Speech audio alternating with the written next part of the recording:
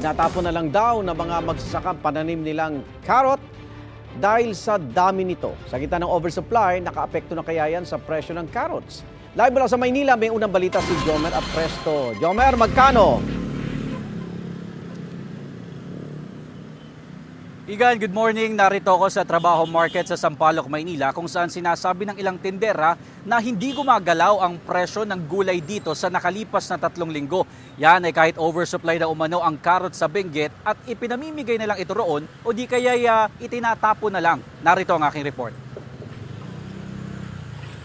5 toneladang carrots ang itinapon lang na magsasakang si Invensor Pacquiao sa Benguet.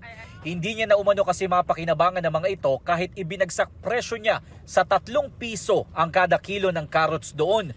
Pero sa kabila niyan, hindi pa ramdam ang pagbaba ng presyo ng carrots, partikular dito sa Trabaho Market sa Sampaloc, Maynila. Nasa 80 pesos pa ang bentahan ng kada kilo nito at hindi yan gumalaw sa nakalipas na 3 linggo. Lilinisan pa namin siya. Ang puhunan po namin yan, 60, yung magandang-maganda na. Ayon sa mga nagtitinda ng gulay rito, karamihan sa kanila ay humahango lang sa Balintawak Public Market. Nakadepende raw sa puhunan at sa logistics sa magiging presyo nito sa kanilang palengke. Kinukobra pa po namin tapos papampasayan pa dito kahit pa paano. Mag-aano kami kahit kunti po ganun. May possibility rin po na bababa po siya. Dahil dyan, hindi pa rin gaanong mabenta dito sa ngayon ng mga carrots. Problema nga ng ilang nagtitinda ng gulay rito ay nasa 2 hanggang 3 araw lang nangingitim na ang kanilang mga carrots. Katulad na lamang ng mga ito na reject na umano kung tawagin at ibinebenta sa halagang 50 pesos ang kilo. Bukod sa carrots, hindi rin gumagalaw ang presyo ng iba pang gulay rito tulad na lang ng kamatis, sili at pechay bagyo na mabibili sa 60 pesos ang kilo.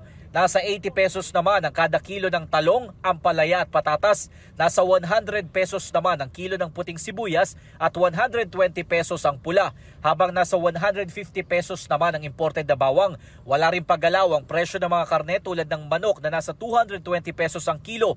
410 pesos naman ang kasim ng baboy at nasa 480 pesos ang liempo. Igan, bagamat ipinakita na natin ang presyo ng ilang pangunahing bilihin dito sa Trabaho Market, may posibilidad na iba pa rin ang presyo niyan sa ibang pamilihan. Kaya para makakuha ng ideya kaugnay sa presyo ng mga bilihin sa inyong lugar, pwedeng gawing batayan ang price monitoring ng Department of Agriculture na makikita online. At yan ang unang balita mula dito sa Maynila. Ako po si Jomer Apresto para sa GMA Integrated News. Igan, mauna ka sa mga balita, mag-subscribe na sa GMA Integrated News sa YouTube para sa iba't ibang ulat sa ating bansa.